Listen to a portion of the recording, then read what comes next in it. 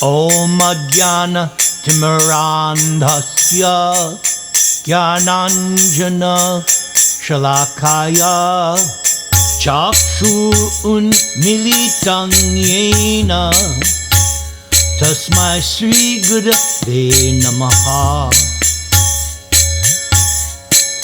Trinadapi Sunichena Toror Iva Sahishnuna Amanina Manadena Kirtaniya Sada Hari.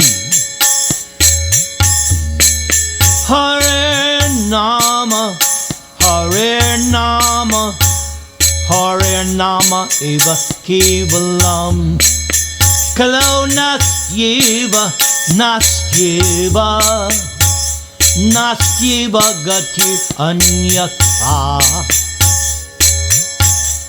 Shri Krishna Chaitanya Prabhu Nityananda Shri Advaita Gadadhara Srivas Adi Gaur Bhakta Vrinda.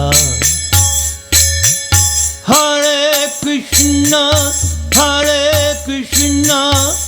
Krishna Krishna Hare Hare Hare Rama Rama Rama Hare Hare.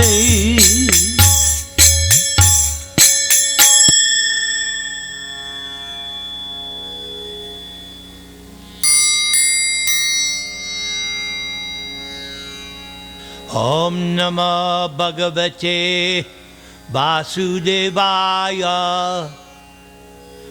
Preamble to the Maha-Bharata according to Srimad Bhagavatam.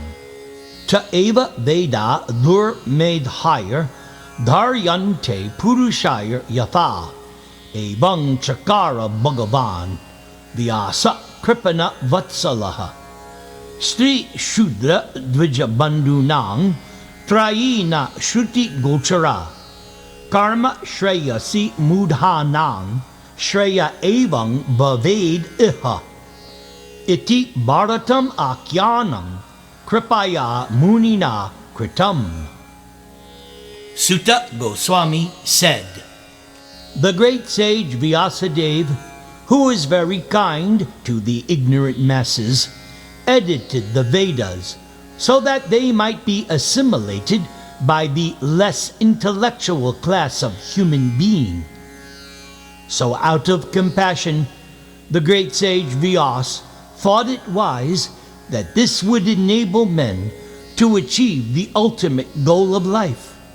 Thus, Vyasadeva compiled the great historical narration called Maha-Bharata, especially for women, laborers, and friends of the twice-born.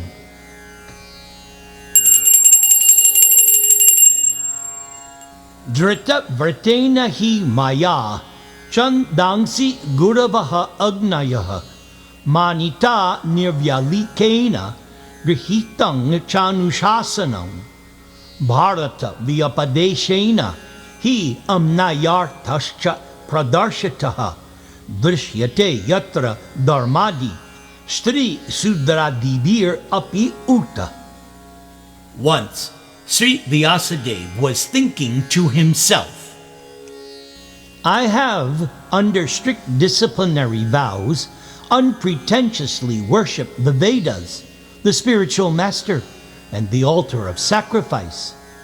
I have also abided by the rulings and have shown the import of disciplic succession through the explanation of the Maha-Bharata, by which even women, Shudras, and others, such as the friends of the twice-born, can see the path of religion.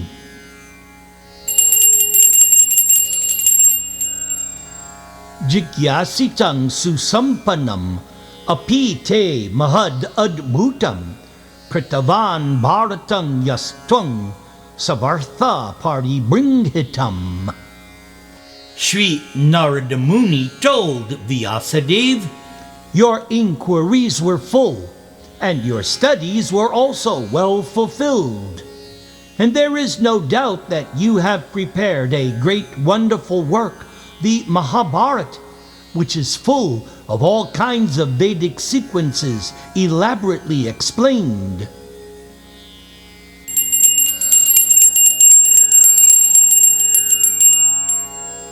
Munir vivakshur bhagavad gunanang sakapite bharatam aha krishnaha yasmin nirnang gramya sukhanuvadayar matir grihita nu hare kathayam. Sri Vidura said, "O great sage Maitreya, your friend, the great sage Krishna Dvaipayana Vyas, has already described the transcendental qualities of the Lord in his great work known as Maha-Bharata. But the whole idea is to draw the attention of the mass of people to Krishna Katha by means of Bhagavad Gita, through their strong affinity for hearing mundane topics."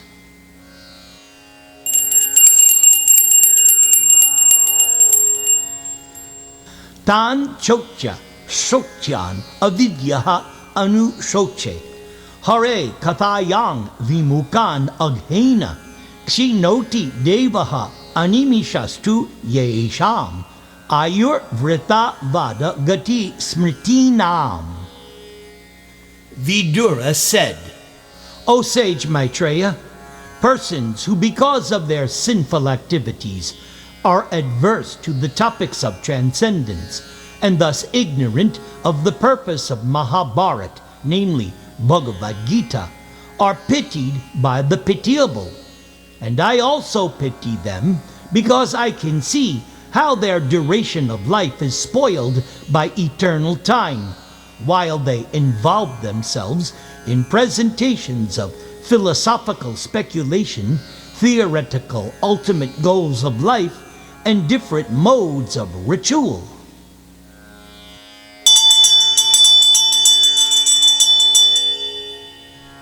Achintya khalu ye bhava na tang starkena yojayet prakritibhya parang yachcha tad achintyasya lakshanam. Anything transcendental to material nature is called achintya, inconceivable, whereas arguments are all mundane. Since mundane arguments cannot touch transcendental subject matters, one should not try to understand transcendental topics through mundane arguments. Nama Om Vishnu Padaya Krishna Preshtaya Bhutale Srimate Bhaktivedanta Swaminiti Namine. Namaste Saraswate Deve Gauravani Pracharine Nirvishesha Shunyavadi Paschatya Desha Charine. Guru Mukha Padmavakya Chitete Korea Aikya Arna Koriho Mane Asha.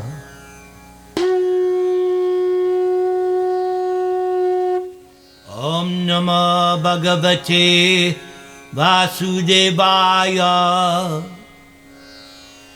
Prologue to Maha-Bharata, taken from 9th canto of Srimad Bhagavatam.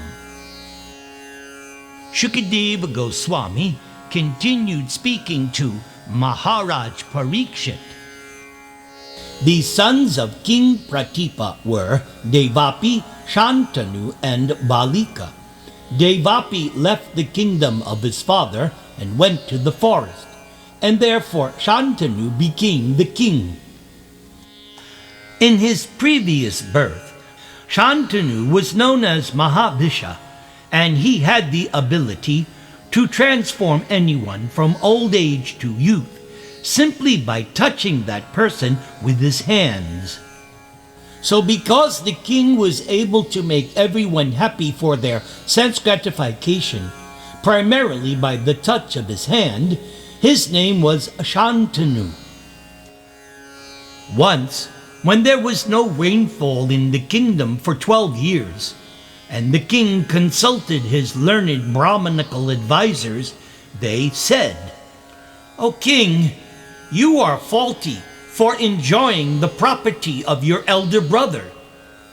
So for the elevation of your kingdom and home, you should return the kingdom to him.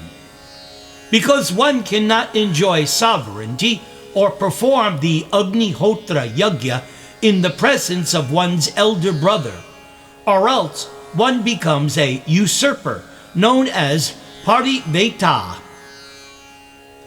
And when the Brahmanas said this, Maharaj Shantanu went to the forest, requesting his elder brother Devapi to take charge of the kingdom, for it is the duty of the king to maintain his subjects.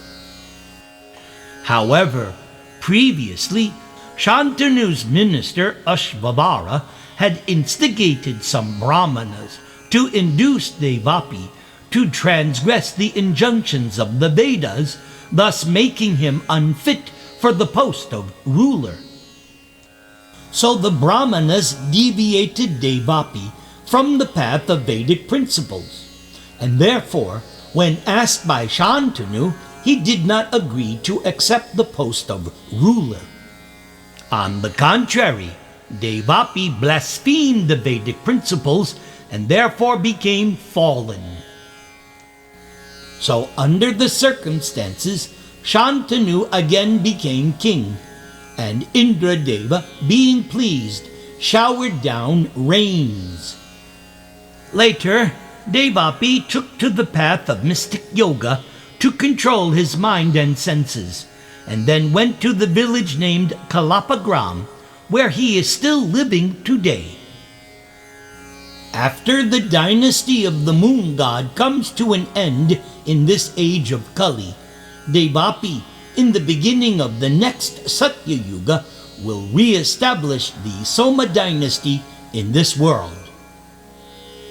Now from Balika, the brother of Shantanu, came a son named Somadatta, and he had 3 sons named Bhuri, Bhurishrava, and Shala. And from Shantanu himself, through the womb of his wife Ganga Devi, came Bhishma, the exalted, self-realized devotee and most learned scholar. Bhishma Dev was the foremost of all warriors. When he defeated Lord Parashurama in a fight, Lord Bhrigupati was very satisfied with Bhishma. And by the semen of Shantanu, in the womb of his other wife, the daughter of a fisherman, Chitrangada took birth from the womb of Satyavati. Satyavati was actually the daughter of Uparachara Vasu by the womb of a fisherwoman known as Matsya Garbha. Later, Satyavati was raised by a fisherman. The fight between Parashurama and Bhishma Dev concerns 3 daughters of Kashi Raj named Ambika, Ambalika, and Amba, who were forcibly abducted by Bhishma, acting on behalf of his brother, the Chitravirya. Amba thought that Bhishma would marry her and become attached to him, but Bhishma Dev refused to marry her, for he had taken the solemn vow of brahmacharya. Therefore, Amba approached Bhishma's military spiritual master, Parashuram, who instructed Bhishma to marry her. Bhishma Dev refused, and therefore Parashuram fought with Bhishma to force him to accept the marriage, But Parashuram was defeated and was ultimately pleased with Bhishmadev. Chitrangada, of whom the Chitravirya was the younger brother, was killed by a Gandharva who was also named Chitrangada. But before her marriage to Shantanu, Satyavati gave birth to the master authority of the Vedas, Sri Vyasadeva, who is also known as Krishna Dvaipayana, and he was begotten by Parashara Muni. And so, Maharaj Parikshit, I, Shukadeva Goswami, was born, and from my father I studied this great work of literature known as Srimad Bhagavatam. The incarnation of Godhead, Sri Veda Vyas, rejecting his disciples, headed by Paila, instructed Srimad Bhagavatam to me because I was free from all material desires. Now, after Ambika and Ambalika, the two daughters of Kashi Raj, were taken away by force, the Chitravirya married them. But because he was too attached to these two wives, he had a heart attack and died of tuberculosis. The great sage Badarayana Vyasadeva, following the order of his mother Satyavati, begot 3 sons, 2 by the wombs of Ambika and Ambalika, the 2 wives of his brother the Chitravirya, and the 3rd by the Chitravirya's maidservant. These sons were named Dhritarashtra, Pandu, and Vidura. Because the Chitravirya died of tuberculosis, his 2 wives Ambika and Ambalika had no sons. Therefore, after the death of the Chitravirya, his mother Satyavati, who was also the mother of Vyasadeva, asked Srila Vyas to beget children through the wives of his brother the Chitravirya. For in those days, the brother of the husband could beget children through the womb of his sister-in-law. This was known as Devarena Sutotpati. If the husband was somehow unable to beget children, his brother could do so through the womb of his sister-in-law.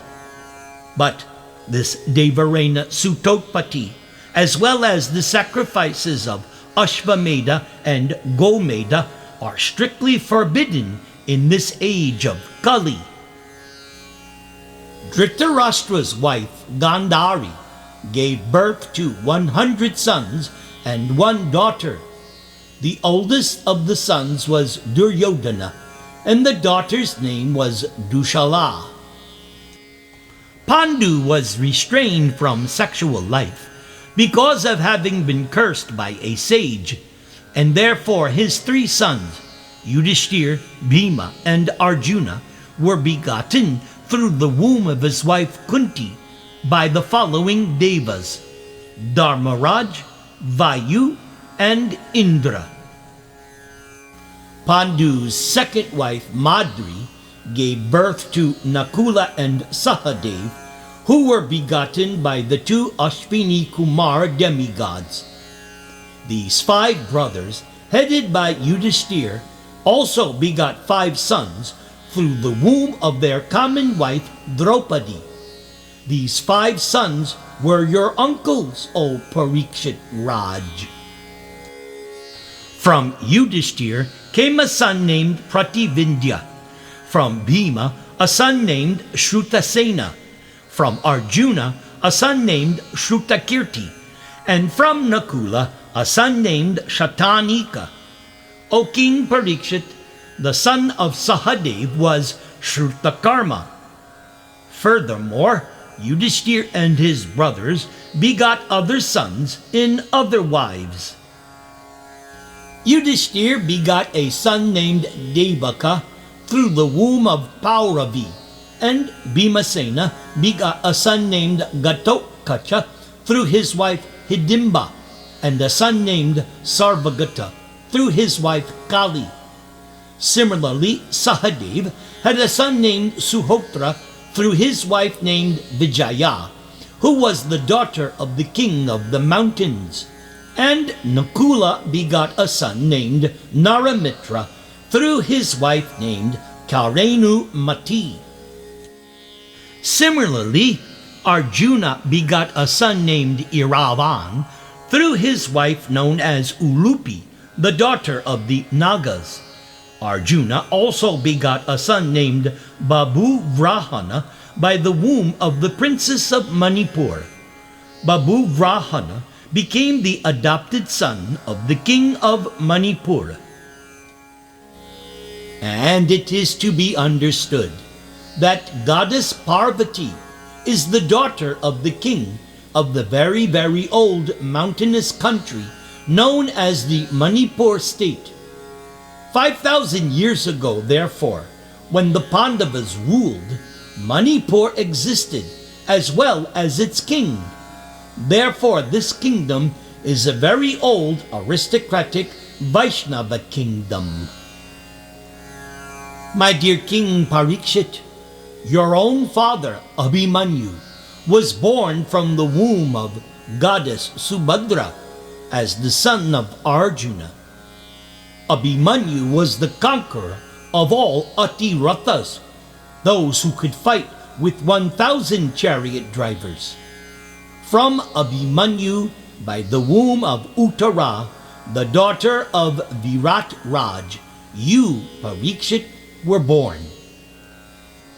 So, after the Kuru dynasty was annihilated in the great battle at Kurukshetra, you were also about to be destroyed by the Brahmastra atomic weapon released by Ashvatthama, the son of Drona Acharya.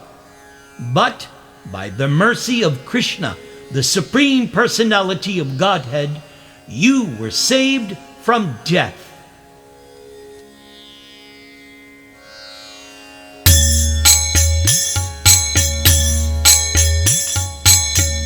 Vasudeva Paraveda,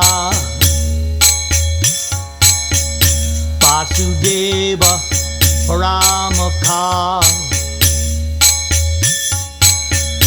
Vasudeva Parayoga, Vasudeva Parakriyaha, Vasudeva Parang Jnanam, Vasudeva Parang Tapaha, Vasudeva Parodharmo, Vasudeva Paragatati.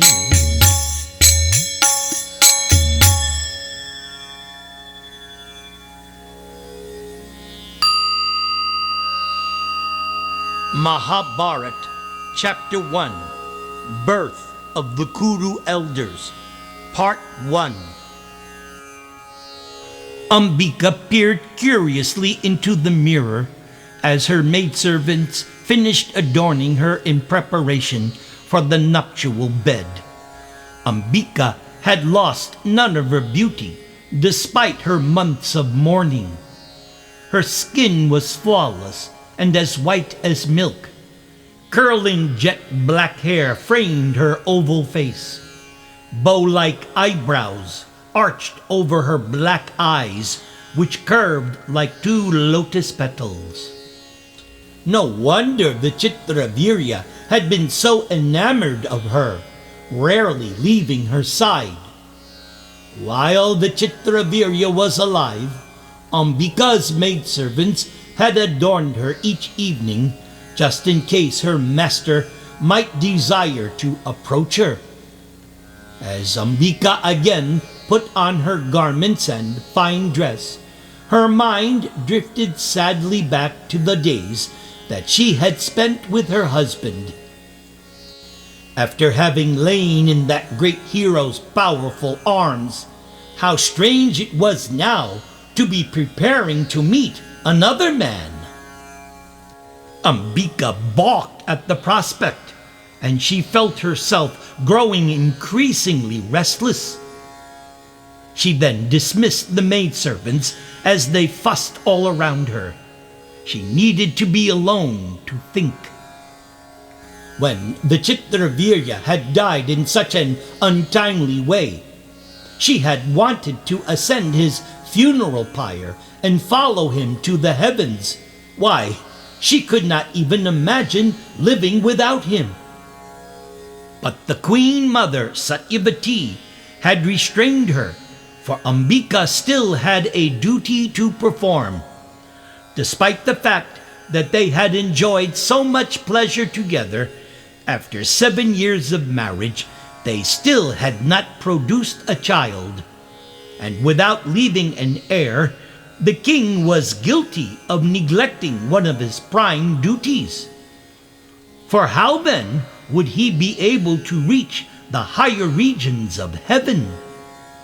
Satyavati had convinced Ambika and her co-wife Ambalika to stay and fulfill their husband's duty, thereby securing the welfare of his soul.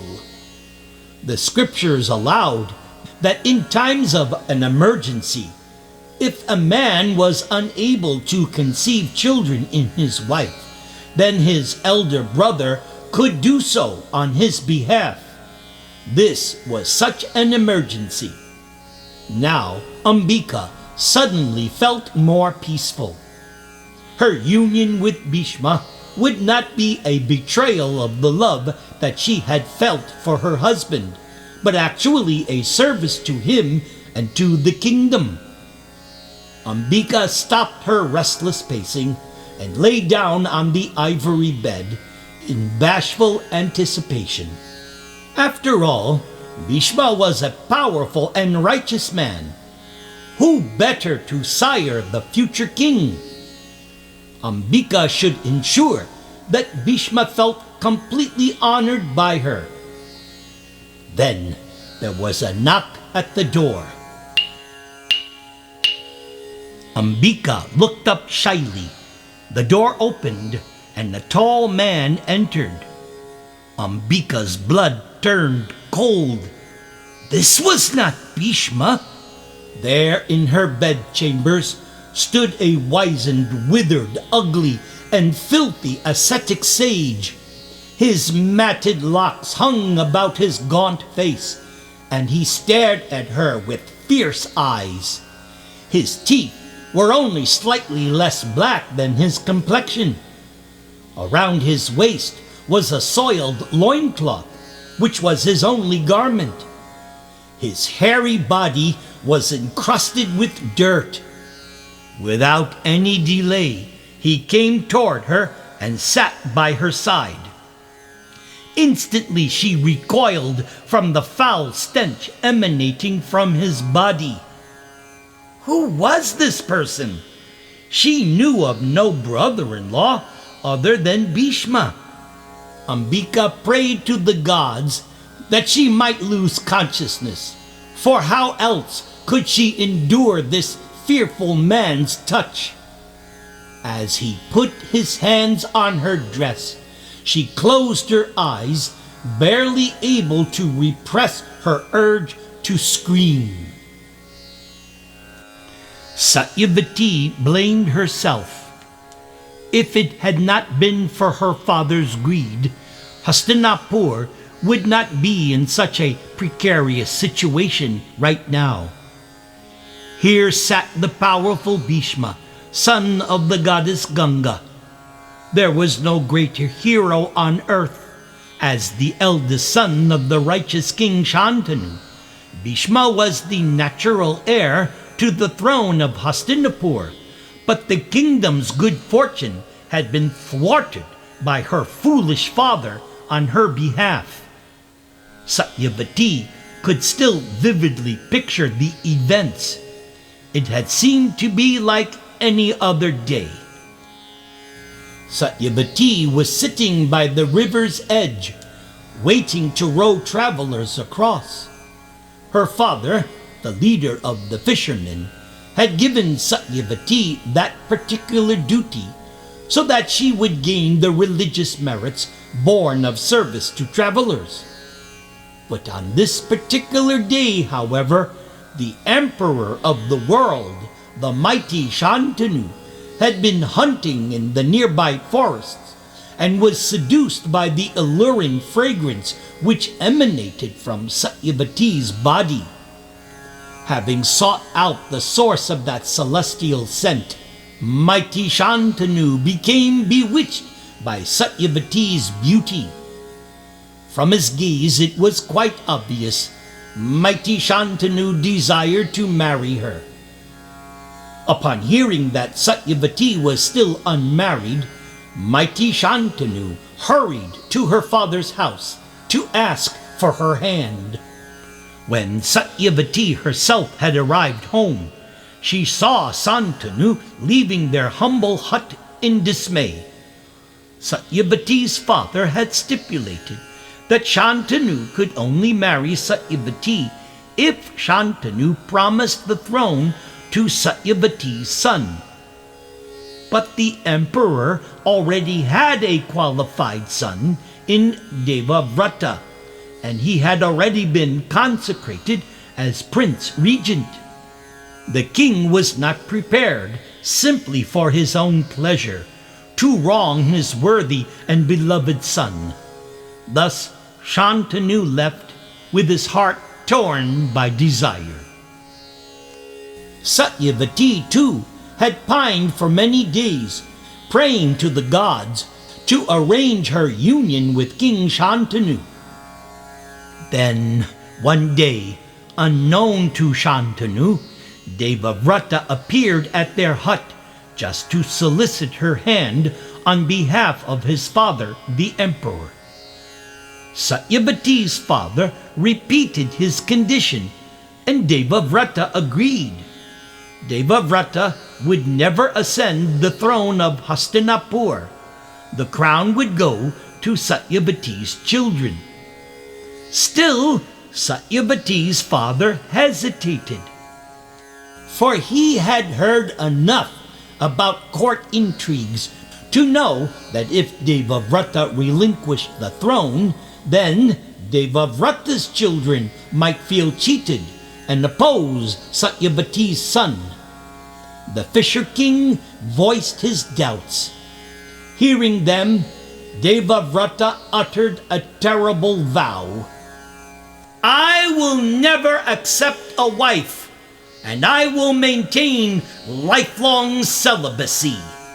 In order to secure my father's happiness, I am ready to renounce all personal enjoyment." Now Satyavati recalled that when Devavrata made that vow, flowers had rained down from the sky, and a thunderous voice echoed from the heavens.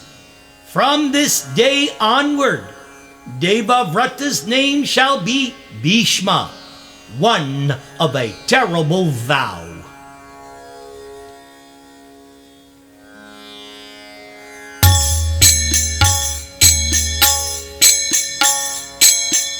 Namaste Narasimhaya, Prahlad Ahlada Dayane, Hiranya Kashipur Vaksha, Shilatanka Nakalaye, Ito Narsingha Parato Narsingho,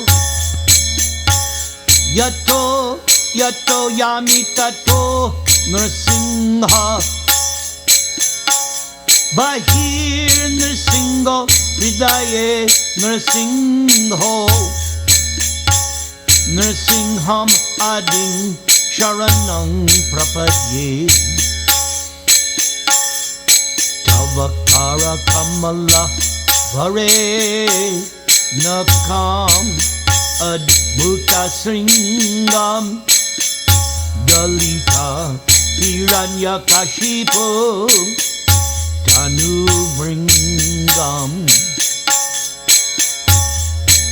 Keshavadrita Narahari Rupa Jaya Jagadisha Hare Jaya Jagadisha Hare Jaya Jagadisha Hare Keshavadrita Narsingha Rupa Jaya Jagadisha Hare Jaya Jagadisha Hare Jaya Jagadisha Hare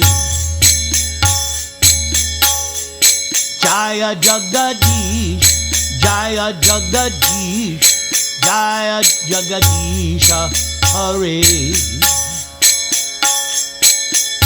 Hare Krishna Hare Krishna Krishna Krishna Hare Hare Hare Rama Hare Rama Rama Rama Hare Hare Om Tat Sat.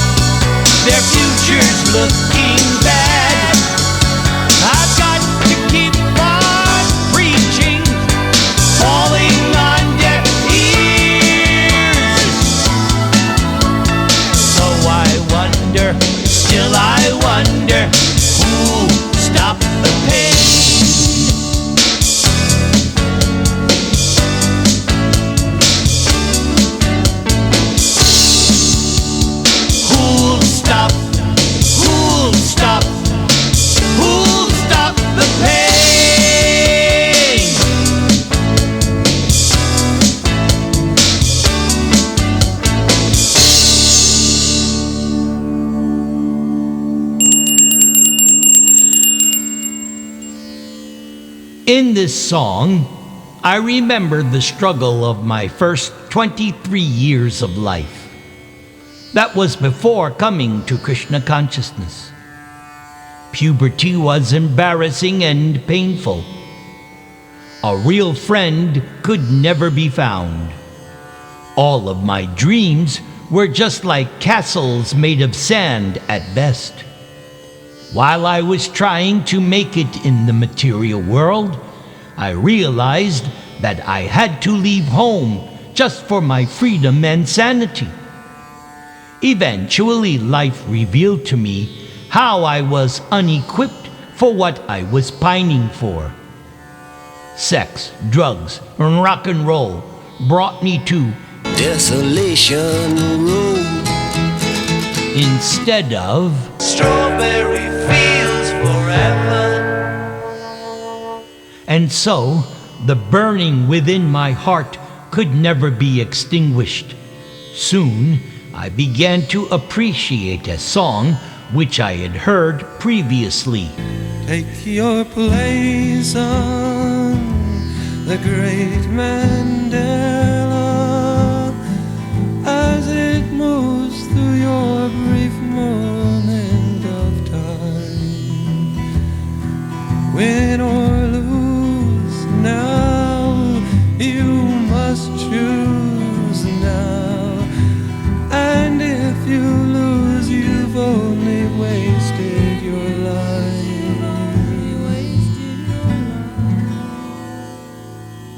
However, coming into contact with my spiritual master, A.C. Bhaktivedanta Swami Prabhupada, was the turning point in my life. It was the best thing that has ever happened to me. Material existence is sometimes compared to an ocean and sometimes to a blazing forest fire. I compare it to Riders on the storm, riders on the storm.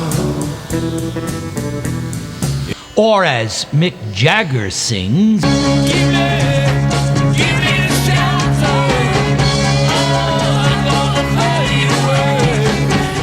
Srila Prabhupada gives the conditioned soul faith in the scientific process of bhakti yoga.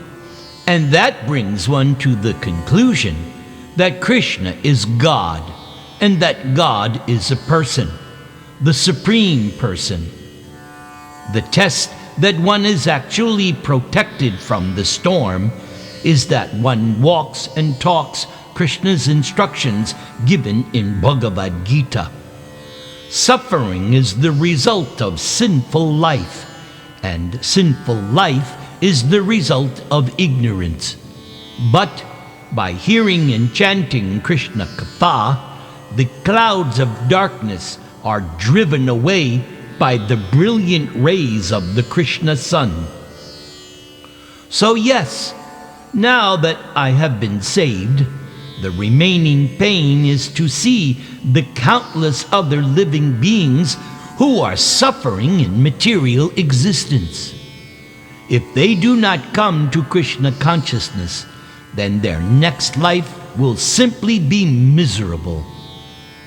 So, I can attempt to repay the debt I owe my spiritual master by preaching the same message he delivered.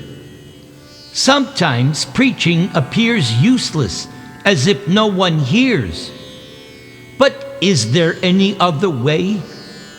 If the advanced devotees do not preach, who will? If Srila Prabhupada had not come to America in 1965, how would I have ever been delivered? In November of 1977, Srila Prabhupada departed. So now, I must do my father's business. I must carry on the family tradition of preaching the message of Krishna consciousness.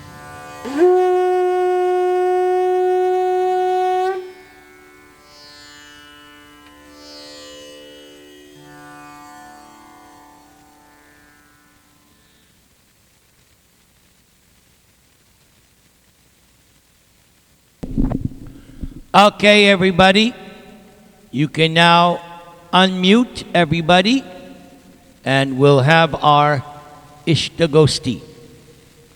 And we'll start with Vishwanath there.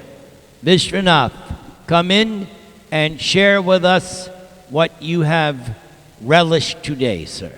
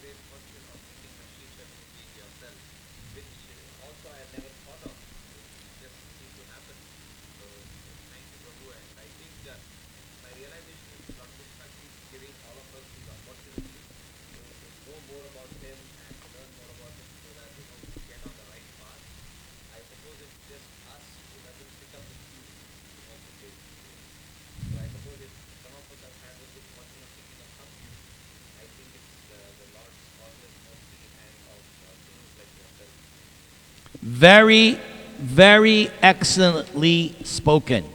Thank you, Vishwanath. Very good. All right, now we'll go to Bina, all the way there in India, early in the morning, just like Vishwanath. Okay, Bina.